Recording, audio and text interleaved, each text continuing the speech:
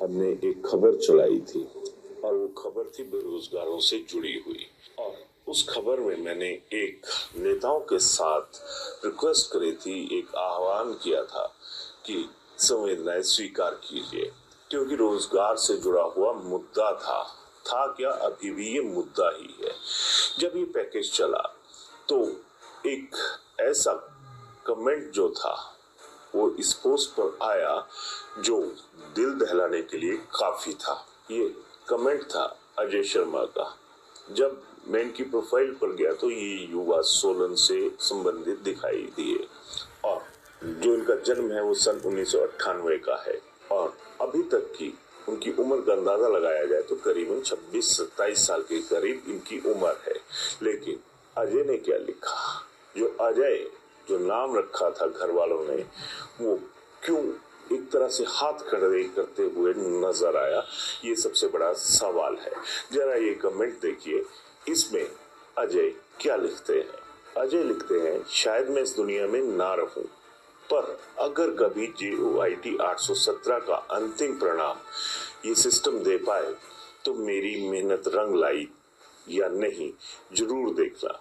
Roll number 8171422326। कितनी बड़ी बात कह दी इस बच्चे ने।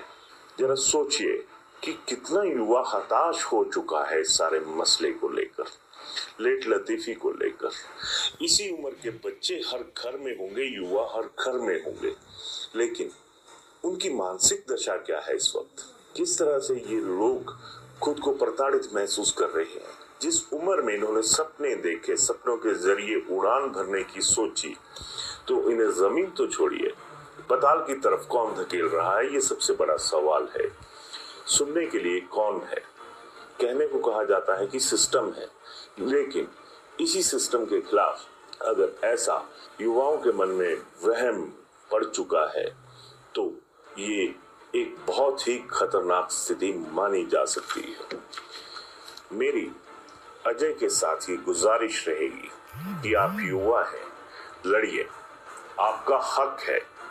आपने अपनी जो जिंदगी है 26-27 साल तक की, अभी तक की, उसे पूरी ताकत के साथ अपने सपनों के लिए उसमें झोंक रखा था और अभी भी आपका संघर्ष जारी है।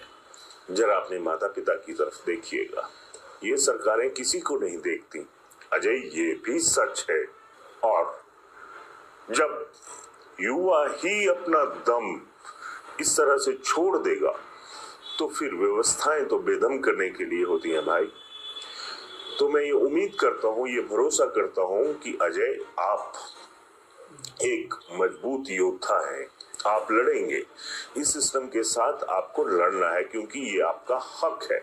लेकिन अब मैं नेताओं से एक सवाल जरूर पूछना चाहूंगा कि आप टैगलाइन देते हैं, कोई शिखर की ओर जाता है, कोई सुख की सरकार की ओर जाता है, बड़े बड़े होर्डिंग्स लगते हैं आप लोगों के। इस बच्चे का कमेंट कोई नहीं देखेगा क्योंकि ये सच्चाई है। आप अभी भी अपनी ब्रांडिंग पे, चाहे बीजेपी हो या कांग्रेस हो, करोड़ों फूंक देते हैं।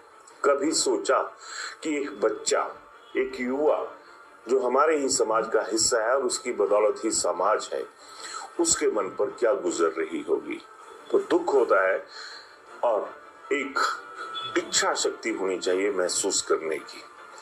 वो इच्छा शक्ति अगर आप अपने सत्ता बल को हासिल करने के लिए रख सकते हैं तो फिर जनबल के लिए क्यों नहीं। अभी भी जनबल से मेरे को याद आया कि एक शोर मचा हुआ है कि ये धन बल और जनबल की लड़ाई है।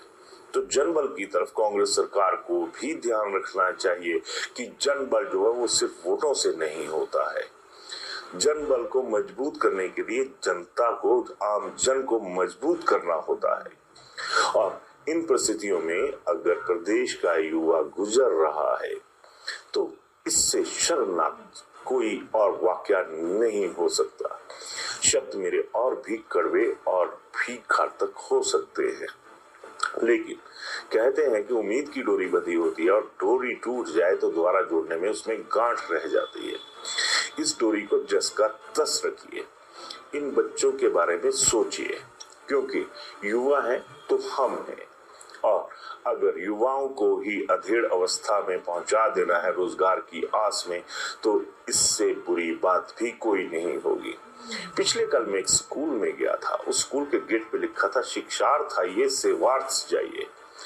बहुत अच्छा स्लोगन है। मैं तो स्लोगन ही कहूंगा इस चीज को, क्योंकि दौर ही ऐसा बन चुका है।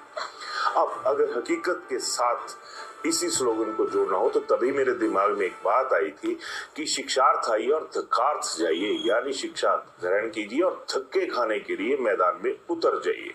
तो शिक्षार्थ आइए, सेवार्थ जाइए, इस स्लोगन को सच कीजिए। धक्के खाने के लिए धक्कार्थ जाइए, ये नहीं होना चाहिए।